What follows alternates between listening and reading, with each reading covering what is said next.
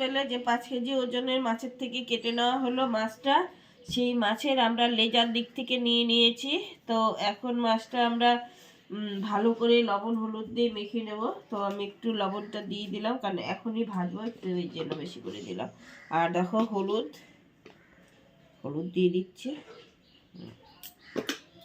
এখন মাছটা মেখে নেব, কারণ এই মাছটা খেতে ভীষণ ভালো হবে, একদম অরিজিনাল মানে বিহারের। আর এই দেখো এখানে আমি নতুন আলু নিয়েছি। তো তোমরা তো জানো নতুন আলুতে কেমন বালু মাটি থাকে, সেটা ভালো করে ধুয়ে নিতে হয়। অনেক ধুয়ে নিয়েছি। আর এই বেগুন দিয়ে একদম মাখা মাখা রসাটা আজকে করব মাছের। তো বেগুনটাও কেটে নেব। আর বেগুনও আমি ধুয়ে নিয়েছি, বেগুন আলু সব ধুয়ে নিয়েছি। এখন মাছের তেল বসিয়ে দিয়েছি, তেলটা গরম হতে হতে আমি মাছটা মেখে নিচ্ছি। আর মাছটা বসিয়ে দিয়ে আমার আলু আর বেগুন কাটা হয়ে যাবে ততক্ষণ। আর তোমরাও আমার সঙ্গে থেকে আমার পুরো ভিডিওটা দেখবে বন্ধুরা। আজকের রুই মাছেরই একটা দুর্দান্ত রেসিপি হবে। এই দেখো মাছ মাখা হয়ে গেল, এখন চলো মাছটা বসিয়ে দিয়ে আসি। এই দেখো তেল সুন্দর বেশি করে দিয়েছি, একটু ভাজা তেলও খাবে ছেলে মাছের সঙ্গে। তা আমি এখন মাছটা দিয়ে দিই। প্রথমে মাছটা নিয়ে লেজাটা দিয়ে দিচ্ছি। ও যেহেতু পেটি খেতে ভালোবাসে, তাই আমি আগে পেটিগুলো ভাজি ছেলের জন্য। ওই তো আমার সব। হ্যাঁ, আর দুটো পরে দিই। এই দেখো আর দুটো পরে দিই। আচ্ছা দিয়ে দিই, হয়ে যাবে। তেলটা বেশি করে দিয়েছি, হয়ে যাবে। এখন আমি সবজিগুলো কেটে নিয়ে আসি। এই দেখো মাছগুলো এখন আমি উল্টিয়ে দিই। এক পাশ ভাজা হয়ে গেছে। এই যে এখন খুব আস্তে আস্তে উল্টাইতে হবে। এই দেখো সবগুলো সুন্দর একবারে উল্টানো হয়ে গেছে, একবারে উল্টিয়ে দিয়েছি। আর এই যে দেখো একটা ছিল, এটা পরে উল্টিয়ে দিলাম। এই দুটো পেটি, এগুলো গাদা। তো এক পাশ ভাজা হোক, আমি ততক্ষণে এই যে দেখো বেগুন, এই যে নতুন আলু লম্বা লম্বা বড় বড় করে কেটে, এখন তো নতুন আলু খেতে বেশ ভালো লাগে। আর বেগুন দেখো, বেগুনটা কেটে নিয়েছি। এখন লবণ হলুদ দিয়ে আমি মেখে নিই। এখন দেখো এই যে হলুদ দিয়ে দিলাম, আর আমি দিয়ে দেবো 1 চামচ লবণ। লবণ হলুদ দিয়ে এখন ভালো করে ঝাঁকিয়ে মেখে নেব। এই দেখো এইভাবেই মাখা হয়ে যাবে। আমার শাশুড়ি এইভাবে করেই মাখে, হাত দেয় না। তো এই দেখো মাখা হয়ে গেল সুন্দর, সবগুলো মাখা হয়ে গেল। আর বেগুনটা যখন থাকবে তখন আমি একটু চিনি দিয়ে দেবো। বেগুনটা সবসময় একটু চিনি দিয়ে ভাজলে মানে বেশ ভালো লাগে খেতে। আর এখন মাছটা আমি উঠিয়ে নিই। এই দেখো বন্ধুরা মাছ তো হয়ে গেছে। এই যে মাছ ভাজা হয়ে গেছে, এই দেখো হয়ে গেছে। এখন তুলে নিই সুন্দর। এই দেখো মাছগুলো আমি সব ভেজে উঠিয়ে নিলাম। হ্যাঁ, আর এই তো এখন আলু বেগুন মাখা আছে। আর আমার ছেলে যেহেতু পরীক্ষা দিতে যাবে, তো এই লঙ্কা আমি একটু একটু করে এই যে ফাটিয়ে নিয়েছি, একটু করে লঙ্কা দিয়ে তেলটা ভাজা করে উঠিয়ে রাখবো। তো মাছ ভাজা দিয়ে খেয়ে পরীক্ষা দিতে যাবে। এই দেখো লঙ্কাগুলো ভাজা হয়ে গেছে। তাই এখন লঙ্কা ভাজার তেল এই যে এইভাবে আমি বাটিতে উঠিয়ে রাখলাম। মাছ ভাজা দিয়ে আর লঙ্কা ভাজা দিয়ে খেতে কিন্তু দারুণ লাগে, খুব সুন্দর ভালো লাগে।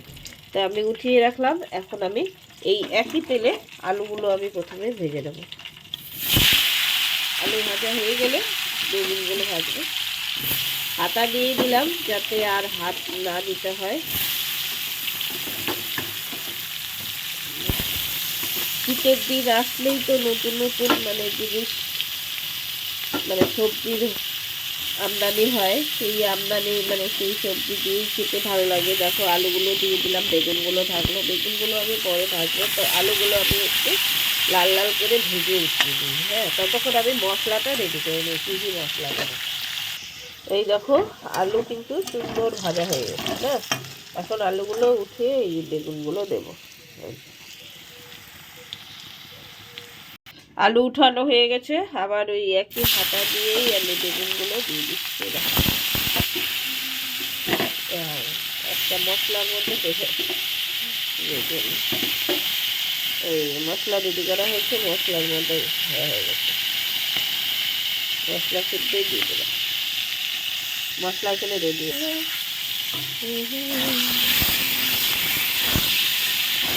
বেগুনগুলো আমি এখন এইবার ঢাকা দিয়ে দেবো। ঢাকা দিয়ে না দিলে সব তেল খেয়ে ফেলবে, আর ঢাকা দিলে তেলটা সব খাবে না।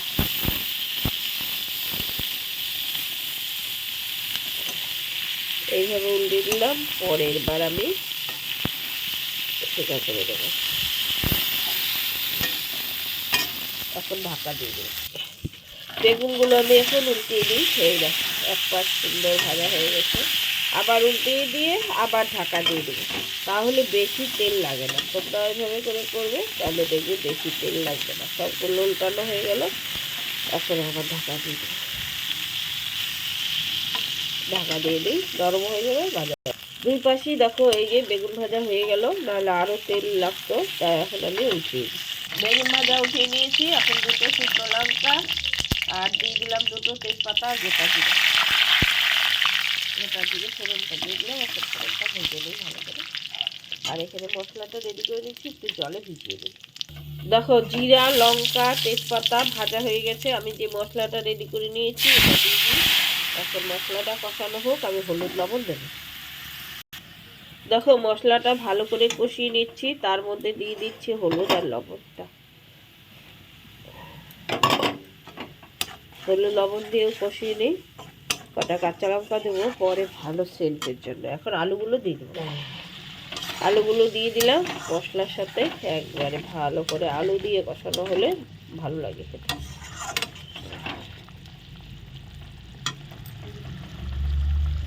কেমন লাগছে তোমাদের জানিও বন্ধুরা। আর একটু কষানো হবে। দেখো এই দেখো কি সুন্দর কষানোটা হয়ে গেছে, এখন তেল বেরোনো শুরু হয়ে গেছে। দেখো একটু তেল দিই, আর একটু কষি। আলু সেদ্ধ আর একটু হবে। একদম ভালো করে কষানো হয়ে গেছে, আর দেখো চার চার দিয়ে তেল বেরোনো শুরু হয়ে গেছে। এখন আমি দিয়ে দিই এই যে আলু বেগুন ভেজে রেখেছিলাম গামলাটার মধ্যে, একটু জল দিয়ে দিয়ে দিলাম। আর একটু দিই, কারণ মাছ দেবো তো। আর আমার ছেলে বলছে যে বেশি ঝোল দিতে না, মানে বেশি ঝোল দিয়ে পাতলা করবা না মাছের ঝোল, একদম গামাখা রাখবা। তাই গামাখাই করবো। তো এটা ফুটুক, হ্যাঁ মাছটা দিব, আলুটা সিদ্ধ হয়ে যাবে। পরে নামানোর আগে বেগুনটা তো একদম ভালো করে ভেজে উঠিয়ে রেখেছি না, নামানোর আগে বেগুনটা দেবো। এখন ভালো করে ফুটুক। দেখো মাছের ঝোল ফুটে একদম শুকিয়ে গেছে। এখন আমি ছেলের জন্য এক পিস ভাজা মাছ রেখে আর সব দিয়ে দেবো।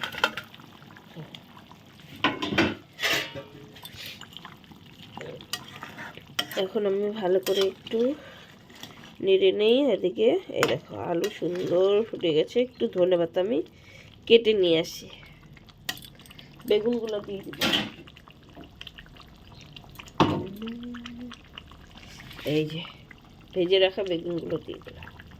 কতটুকু বেগুন দেখো, কত বেগুন কাটলাম না, দেখো কতটুকু হয়ে গেছে। আজকে যা হয়েছে না বন্ধুরা, মাছের ঝোলটা দারুণ হয়েছে। তোমাদের কেমন লাগলো জানিও। এখন গ্যাসটা আমি অফ করে দেব। এই দেখো খুব সুন্দর একদম হয়ে গেছে। দেখো বন্ধুরা কেমন লাগলো, খুব সুন্দর হয়েছে, দারুণ টেস্ট হয়েছে, টেস্ট করে নিয়েছি। এই দেখো রুই মাছের রসা রেসিপিটা আমার হয়ে গেছে বন্ধুরা। কেমন লাগলো জানিও, আর ভালো লাগলে লাইক কমেন্ট শেয়ার করে দিও। এই যে রেজাকে রাজা হবে কে, দেখো এই তো খুব সুন্দর করে রান্নাটা আমি আজকে করলাম, অনেক সময় নিয়ে ধৈর্য ধরে। তোমরা এরকম করবে, খেতে ভীষণ টেস্ট লাগবে। তো আজকের মতো বন্ধুরা আমি এখানেই রাখছি বন্ধুরা, টাটা বাই বাই, দেখা হবে পরের রেসিপিতে পরে।